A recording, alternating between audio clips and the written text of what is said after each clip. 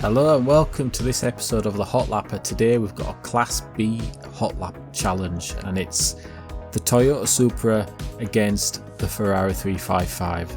The Toyota Supra is possibly one of my favourite modern cars. It's definitely up there, but when it comes to older cars, this 90s Ferrari, the 355, this is one of my favourites as well.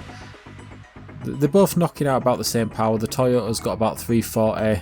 The Ferrari's got 375, one's a V8, one's an inline 6, and it's all about, can the extra power of the Ferrari keep it ahead, or will the modern tech of the Supra allow the Toyota to come out on top and be the winner?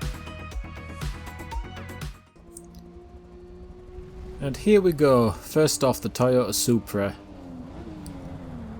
And the Toyota Supra is a fan favourite for everyone, isn't it really? But I don't think it'll ever hit that cult status of the Mark III Supra, the one that was in Fast and Furious. It doesn't look quite as good. It kind of looks like it's maybe got a few lines or bends that shouldn't be there, but I'm not really too bothered about the looks. The only thing I really care about is how it drives, and the Supra, it's a really nice drive.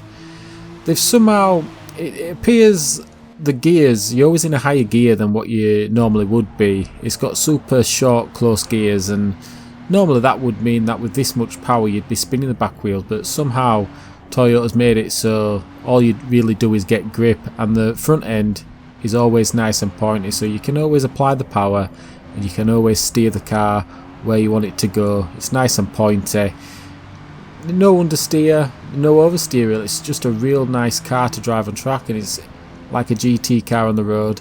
It's just real nice and I really like it. And here it is, the yellow car, the Ferrari 355. Over 2 decades older than the Supra, so really it's got its work cut out for it. It's got 375 brake horsepower, a little bit more than the Supra. And the one thing you can really pick up straight away is the gear range. The gears are really long. You seem to be staying in gear forever, so you need to quickly decide which gear you want for each corner and start working on cleanly getting through the corner and being able to pick up speed and not losing any.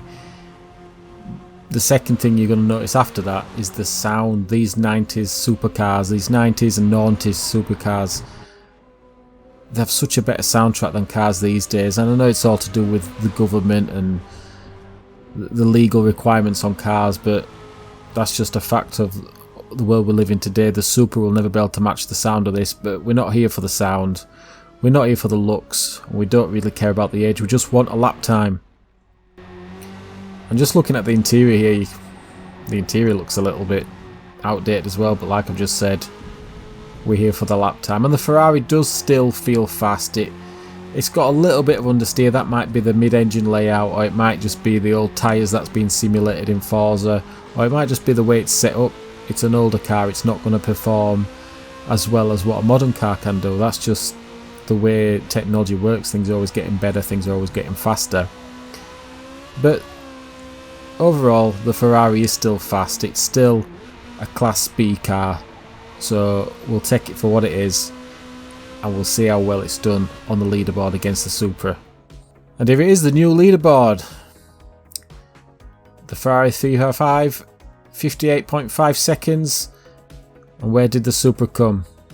How close is that? A tenth slower. It'll be less than a tenth slower. 58.5 against the Supra's 58.6. So they were actually quite a good matchup. I wasn't expecting that. So next race it'll be a Class A race.